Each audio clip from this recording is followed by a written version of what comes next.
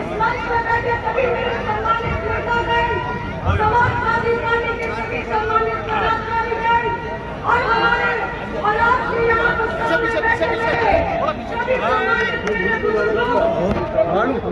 जैसा कि आप सब जानते हैं, मैं कहना चाहती हूँ वक्त से लेकर एक बार जोरदार नारा हो जाए, आदरणीय आजम खान साहब, आदरणीय आजम खान साहब, आजम खान साहब, अखिलेश यादव, अखिलेश यादव।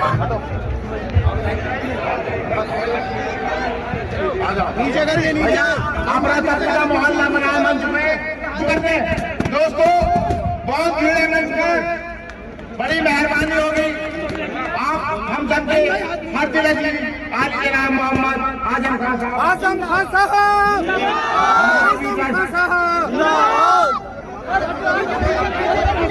भाइयों दोस्तों और बुजुर्गों, बहुत कम है हमारे महबूब, हमारे कायद जिनका हम कई साल से इंतजार कर रहे थे, हमारे बीच में है।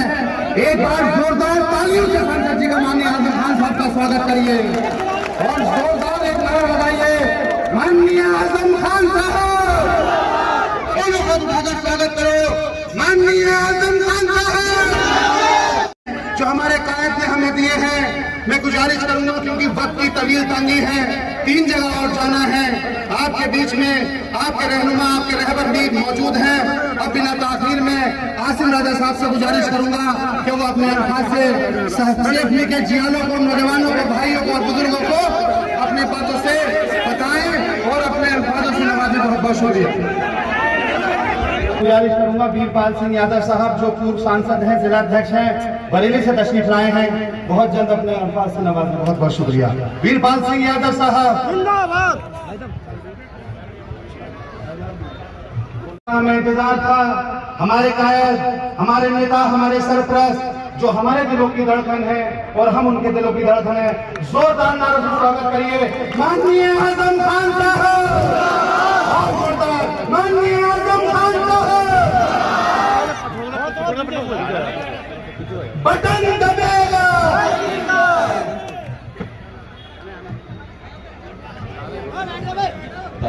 स्टेज पर मौजूद है। आपने सभी को सुना दी है।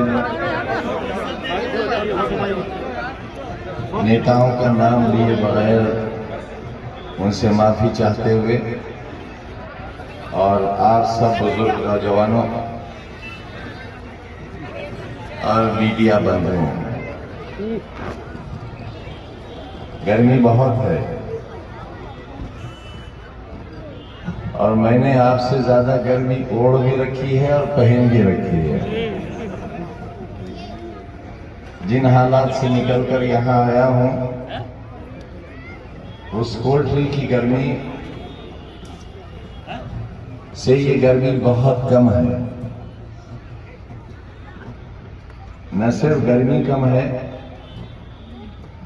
यहाँ जिंदगी है और वहां जिंदगी बहुत तंग थी। मैं ये नहीं जानता कि मुझे ये हिम्मत कहां से मिली थी। पौने 2 साल जब तालिब इल्म था अलीगढ़ मुस्लिम यूनिवर्सिटी का, उस वक्त इमरजेंसी लगी जब नौजवान आप पैदा भी नहीं हुए थे। तब पौने 2 बरस बनारस की जेल में रहा, जब जिंदगी ने शुरुआत भी नहीं की थी। इसे हम अपनी बदनसीबी कहें या खुशनसीबी कहें कि जिंदगी शुरू हुई तब जेल के सीखचों में, और जब जिंदगी इस मकाम पर पहुंची तब उससे कहीं ज्यादा सख्त सजा हमें भुगतनी पड़ी। और अभी हम बरी नहीं हुए हैं, अभी हम जमानत पर हैं। हमारे ऊपर बहुत संगीन मुकदमा था। वीरपाल भाई ने कहा, पिंकी जी ने कहा होगा, हमारे विधायक हैं बिलारी से, हम इनका नाम कम लेते हैं कि इनके वालिद मरहूम से हमारी दोस्ती थी, उन्हीं की निशानी है ये हमारे पास।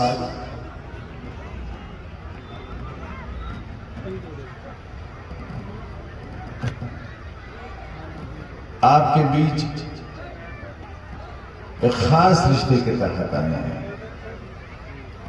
शाहबाद मेरी हाजिरी हो चुकी है, कोई जरूरी नहीं था कि मैं सैफ नहीं आता, लेकिन डॉक्टर साहब के इंतकाल के बाद और अपने बहुत से रफोका को खो देने के बाद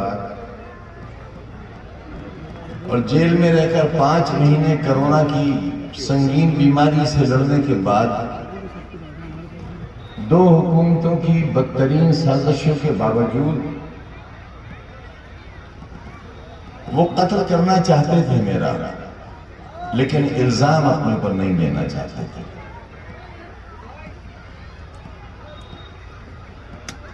कैसे जिंदा निकला हूं ये तो मालिक का करम और सुप्रीम कोर्ट की इनायत है, लेकिन कसर कोई उठाकर नहीं रखी गई थी। वीरपाल भाई ने कहा कि हम पर बकरी चोरी का मुकदमा है। मेरे भाई, मैं आपकी मालूमात में इजाफा कर दूं, मुर्गी, बकरी, भैंस, किताब, फर्नीचर, इसकी चोरी के मुकदमे नहीं है, डकैती के मुकदमे हैं 395, जिसमें एक मुकदमे में उम्र कैद की सजा है और मुकदमे हैं लातादाद बेशुमार। हम जिंदों पर तो हैं ही, जो वालदा हमारी कब्र में है उन पर भी मुकदमे हैं। हमारी बड़ी बहन जो तकरीबन 80 साल के करीब की हैं, 5 किताबों की राइटर हैं, प्रिंसिपल से रिटायर हैं, वो मुसल्ले पर बैठी हुई थी नमाज के, दरवाजा तोड़ती हुई पुलिस घर में दाखिल हुई और उन्हें घसीट कर जीप में डालकर ले गई। मेरे सुपरिंटेंडिंग इंजीनियर भाई को 307 का मुलजिम बनाया गया। मेरे रुफका को जो आज भी जेल में हैं, मुरादाबाद की जेल में हैं, हमारी हिमायत करने वाले रामपुर की जेल में हैं, आज भी मुरादाबाद के लोग, इसी तरह उत्तर प्रदेश की मुख्तलिफ जेलों में लोग हैं हमारी गिरफ्तारी के खिलाफ एहतजाज करने वाले लोग। आपने कहा कि लोक लाज,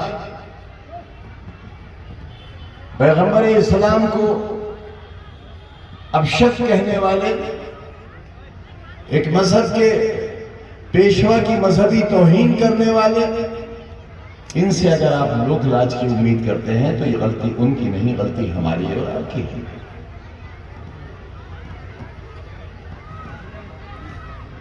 बस इतना फर्क रह गया है कि हमारे और दूसरे मजहबी पेशवाओं की तौहीन के बाद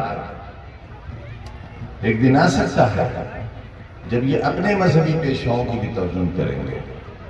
अभी 2 दिन पहले उप मुख्यमंत्री रामपुर आए थे, उन्होंने रामचंद्र जी का मुकाबला अब्दुल्ला से कर दिया, बेटे से हमारे।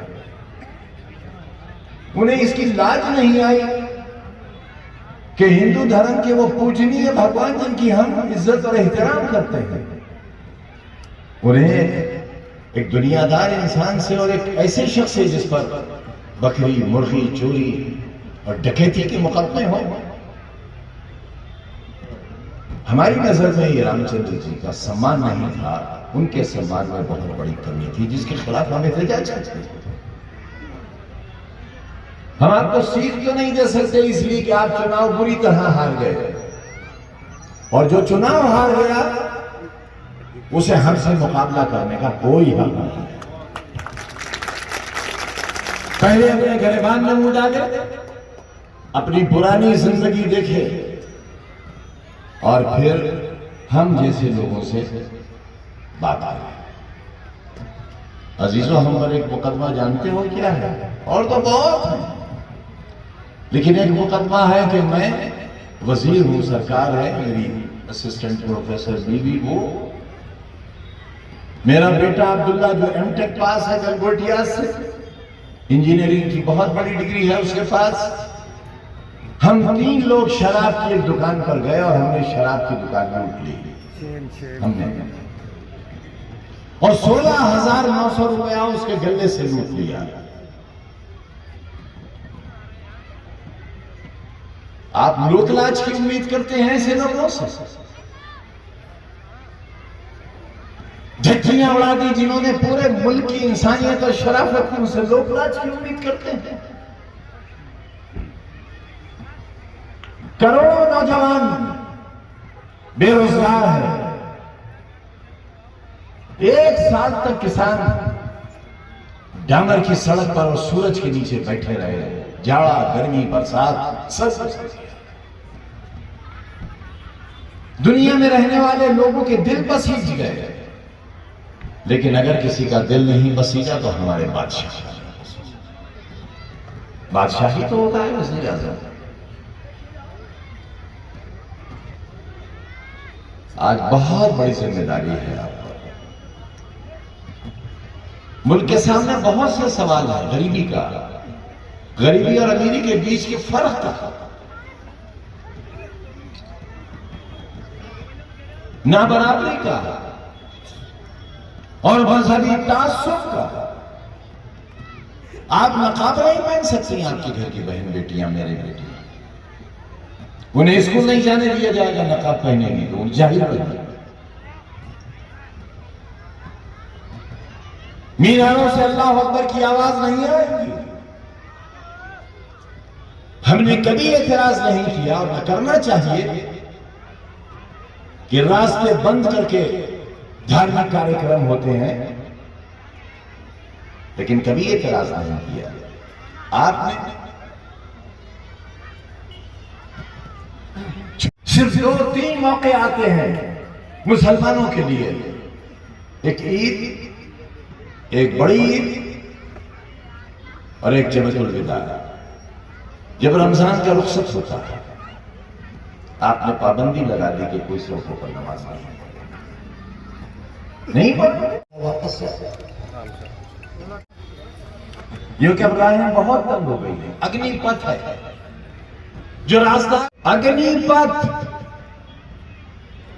क्या नाम दे दिया केंद्र सरकार ने, अग्निपथ, आग का रास्ता, और उस रास्ते पर बिहार के नौजवान चल पड़े, झुलस गए, पूरा सुबह आग के हवाले हो गया।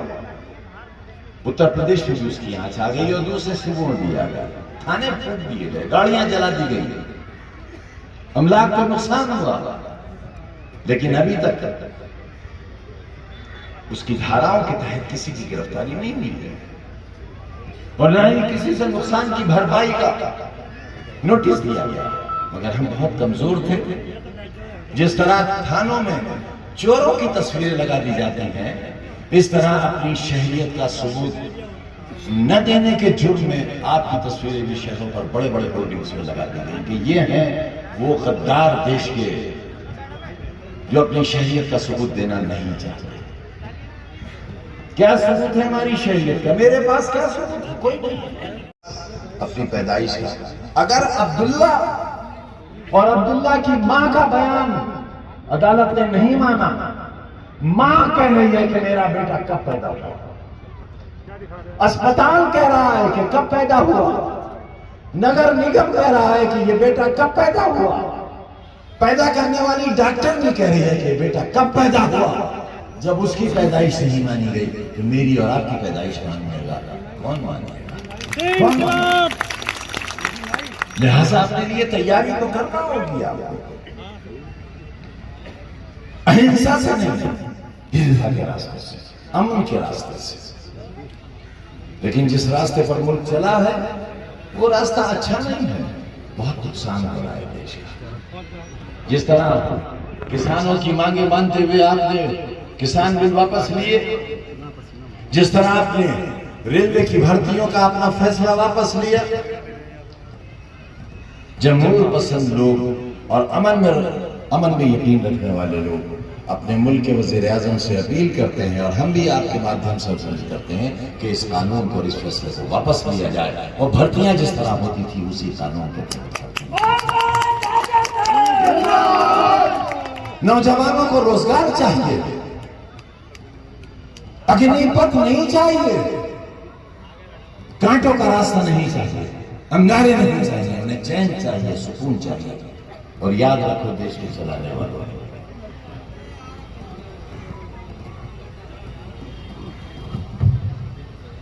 कभी आग से आग नहीं बुझती, कभी सैलाब को पानी से नहीं रोका जाता, कभी नफरत को नफरत से नहीं मिटाया जा सकता।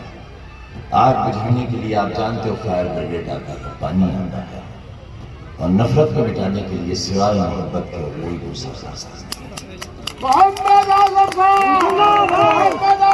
पैगंबर इस्लाम की शान में तौहीन करके, मेरे प्यारे नबी के खिलाफ कोई कार्रवाई न करके आपने हमारे साथ तो बुरा किया ही है, अपने धार्मिक पेशवाओं के साथ भी इंसाफ नहीं किया।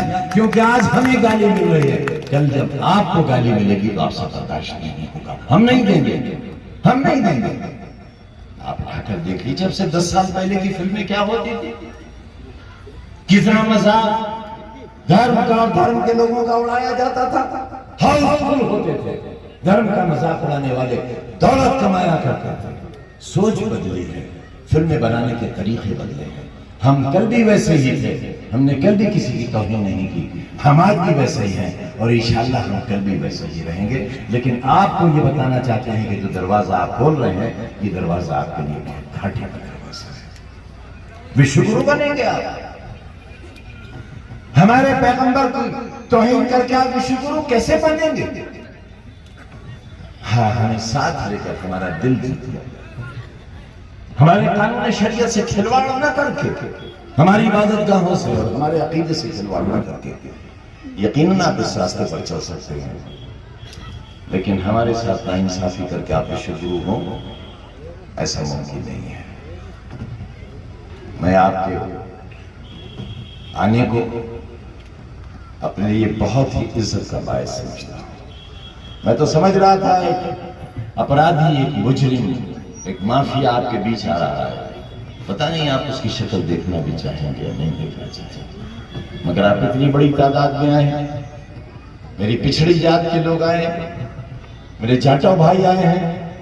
मैं उन सबसे ये कहना चाहता हूँ, अपने जाटो भाइयों से, वाल्मीकियों से, कि मैं अपने ईमान को सामने रखकर कहता हूँ, अपने अल्लाह को सामने रखकर कहता हूँ, उसके प्यारे नबी और उनके उसूलों को सामने रखकर कहता हूँ कि इस्लाम इंसानी तफर्के के मोहम्मद आजम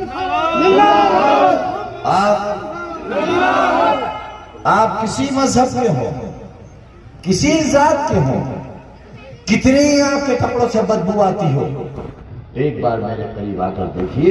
अगर मैं आपको अपने सीने और अपने दिल से न लगाऊं तो फिर कभी मेरी शक्ल देखने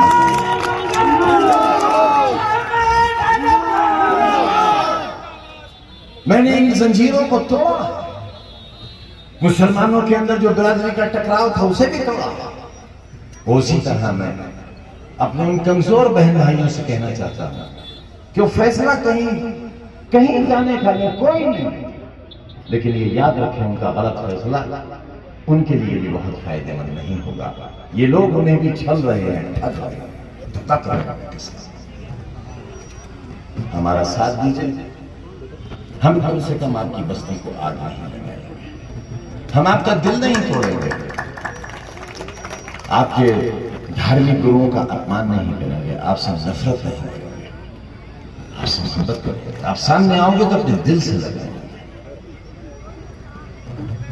बहुत गर्मी है, हो सकता है 23 तारीख को इससे ज्यादा गर्मी है, लेकिन जिस दिन रोज़े हिसाब होगा, जिस दिन आप अपने मालिक के सामने होंगे, उस दिन सूरज सवा निकलने होगा।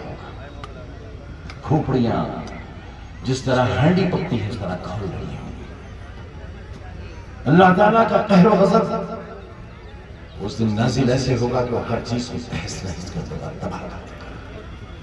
और इसलिए कर देगा कि नाफरमान इतने हो गए होंगे कि खुद अल्लाह को उसकी बर्दाश्त नहीं हो जाएगी। मुल्क चलाने वालों से और दुनिया में फसाद पैदा करने वालों से कहना चाहता हूं कि उस दिन से डरो और घबराओ जब अल्लाह का कहर और गज़ब नाज़िल होगा, जब उसके बर्दाश्त की हदें पार हो जाए, उस दिन से सवा नेज़े पर आ जाए, सूरज उससे पहले जरूरी है कि हम इस गर्मी को बर्दाश्त करने की आदत डालें। और 23 तारीख को इसलिए घरों में हमारी माएँ बहनें बेटियां न रह जाएं और बुजुर्ग को आप न रह जाए। ये दिन बहुत गर्म है, धूप बहुत निकली है, मुकाबला करेंगे हालात का, कर रहे हैं। अगर मैं आपके सामने इस तरह पसीने नहाया खड़ा हुआ तो आपसे भी मुतालबा करता हूं कि आसन को राजा बना।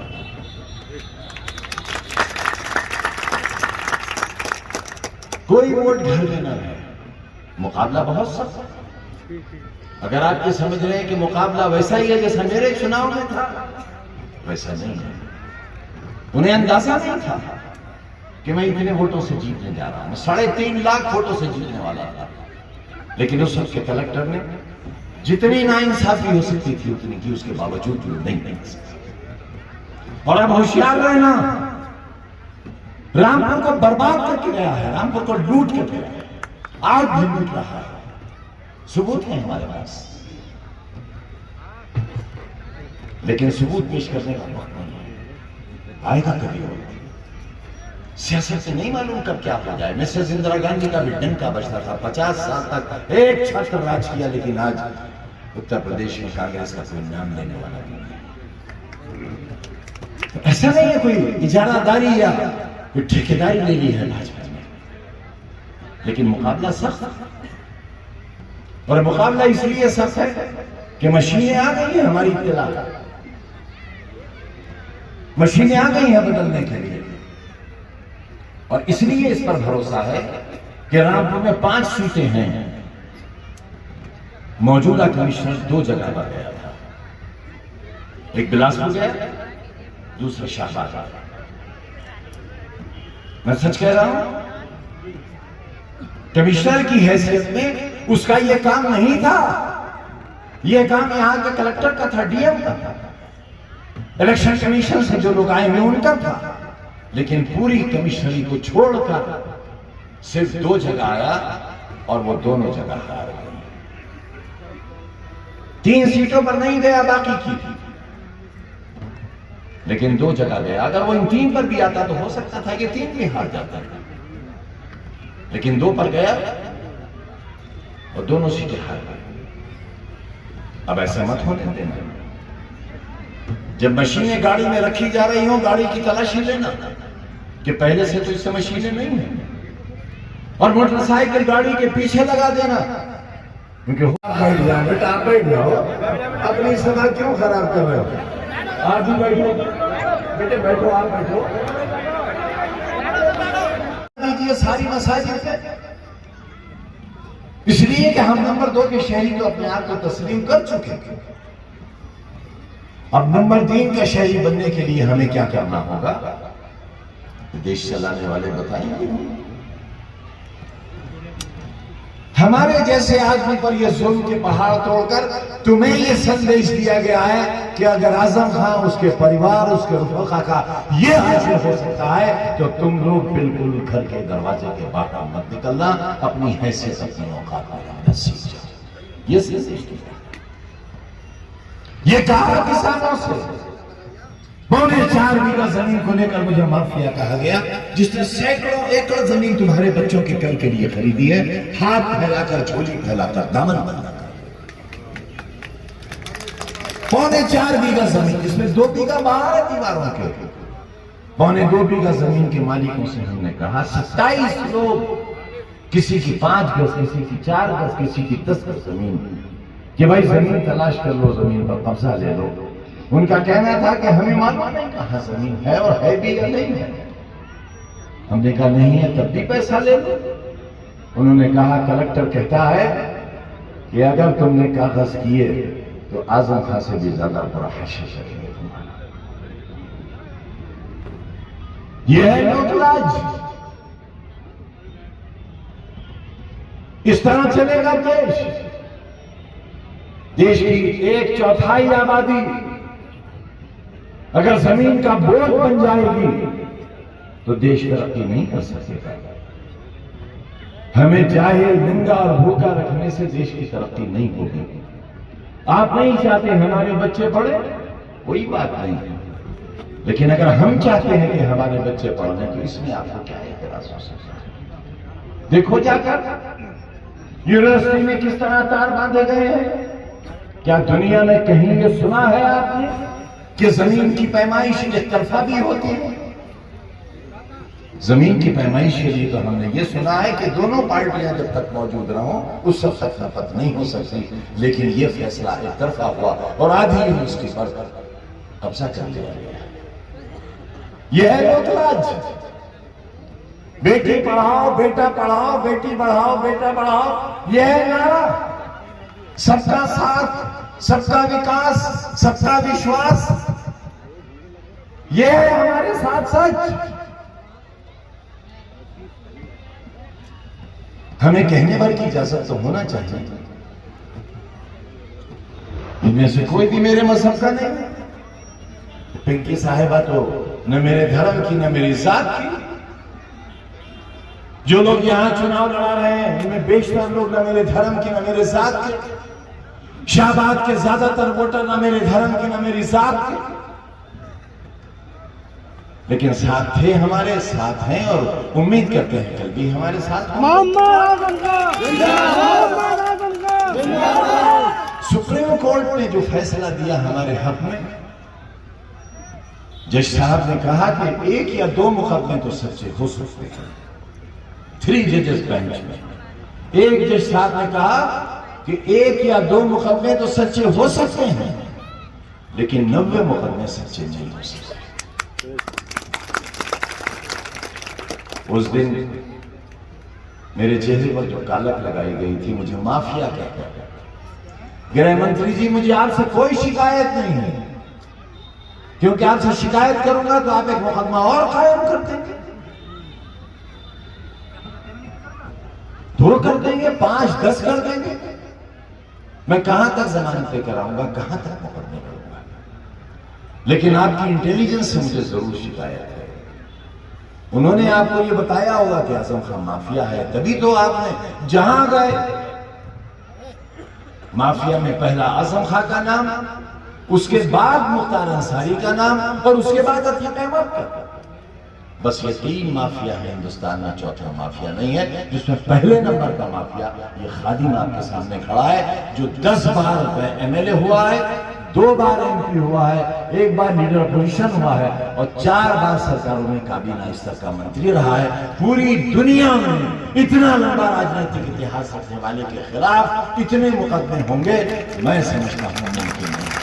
किसी बहुत बड़े अपराधी के खिलाफ भी, एक वीरम पंथ था जिसे मार दिया गया, उसके पास भी इतनी लंबी फहरिस्त नहीं थी मुकदमों की जितनी लंबी फहरिस्त मेरी और मेरे परिवार और मेरे रफाका की है, जो आज भी जेलों में। इंसाफ नहीं मांगोगे किससे? ऊपर वाले से, उसी से मांगा हमने, और किसी का एहसान नहीं है हमारी रिहाई में सिवाय करम खुदाबंदी के और सुप्रीम कोर्ट के। किसी का एहसान नहीं। हमारे वकीलों ने भी जान की बाजी लगा दी थी, पूरी ताकत लगा दी थी। आपसे एक वायदा लेने आए हैं, जिंदा लौटे हैं इसलिए वायदा ले रहे हैं। उम्मीद नहीं थी हमें बाहर आने की। अब्दुल्ला के रिहा होने के बाद और हाई कोर्ट के बड़े खतरनाक फैसलों के बाद, जिसमें हमारी जमानतों को खारिज किया गया था, हम ये समझते थे कि अब शायद हम कभी बाहर नहीं आ सकते। एक आजाद इंसान की क्या सजा है? उसकी आजादी छीन ली जाए। एक भीड़ में रहने वाले आदमी की क्या सजा है कि उसे तन्हा कोठरी में बंद कर दिया जाए? वही सजा थी हमें, जो मौत से भी ज्यादा बदतर थी। 5 महीने तक हम कोरोना के मरीज रहे और जिस कमरे में हम दाखिल थे उस कमरे के बाहर 1 कदम रखने की हमें इजाजत नहीं थी। वहां भी 4 पुलिस वाले दरोगा साहब बैठे रहते थे। 7:30 बजे हमारी कोठरी में डबल लॉक लगा दिया जाता था और सुबह 6:30 बजे खुला जाता था और बहुत थोड़ी सी रिहाई की जगह थी। सड़ी हुई दाल के पानी से हम रोटी खाते थे। जिंदा लाश थे। जीने की ख्वाहिश भी खत्म सी हो गई थी, क्योंकि रिहाई की उम्मीद बाकी नहीं थी। ऐसे में मैं आपके सामने हूं, मुझे खुद भी अपने पर भरोसा नहीं होता कि मैं आपके बीच हूं और आप मेरे सामने हैं। ऐसा ही हिंदुस्तान होगा। इसीलिए 1947 में हमारे अजदाद ने पाकिस्तान को नहीं हिंदुस्तान को पसंद किया था, क्योंकि ये हमारा वतन था, वतन है, उसकी सजा है। हम तो समझते थे कि हिंदुस्तान में रहने का इनाम मिलेगा, पाकिस्तान के खिलाफ लड़ने वाली फौजों में हिस्सेदारी होगी हमारी। बदलने मत देना मशीनें, और मंडी तक गाड़ी के साथ चले आना। इंशाल्लाह ये कर लोगे तो कम से कम 1.5 लाख वोट से जीतेगी। मोहम्मद आजम का, मोहम्मद आजम का, समाजवादी पार्टी, आसिम राजा। आप सबका और सारे भाई बहनों का जो यहाँ हमारे चुनाव में इस सख्त मौसम में हमारा साथ दे रहे हैं, आप भी साथ। मेरे भरम का भी सवाल है, खुदा ना करे अगर हम नहीं जीते तो कांटे बढ़ा दिए जाएंगे, कांटे कम नहीं होंगे। है अंदाजा कितनी दुआएं की हैं मेरी रिहाई के लिए, किस कदर आपने नमाजें पढ़ी हैं, कितने रोजे रखे हैं, कितने तहज्जुद की नमाजें पढ़ी हैं आपने। रोए हो आप अल्लाह के सामने मेरे लिए, क्या रिश्ता है मेरा आपका, मगर रोए हो आप, कुछ मालूम नहीं। रोकर मेरी जिंदगी की और रिहाई की दुआएं की हैं आपने। आज वही शख्स जो आपकी दुआओं से जिंदा आपके सामने खड़ा है, आपसे फिर ये कहने आया है कि न मैंने कल आपके साथ धोखा किया था और न आने वाले कल आपके साथ धोखा करूंगा। और सही फैसला यही है कि आजमगढ़ में भी और रामपुर में भी समाजवादी पार्टी के दोनों कैंडिडेट्स को जीतना चाहिए। कोई सरकार पे फर्क नहीं पड़ेगा, लेकिन हमारी गैरत का हिसाब होना है कि हमारे अंदर कितनी हिस्स बाकी है, कितनी गैरत बाकी है, और इस जुल्म के खिलाफ हम कुछ कर सके या न कर सके, एक बटन दबाने की हैसियत से। रामपुर आजमगढ़ के लोग बाकी के हिंदुस्तान को एक संदेश देंगे कि इतने जुल्म के बाद भी हमने जालिम का साथ नहीं दिया। हो सकता है तुम्हारा ये फैसला देकर बाकी हिंदुस्तान के लोग तुम्हारे पीछे चल जाएंगे।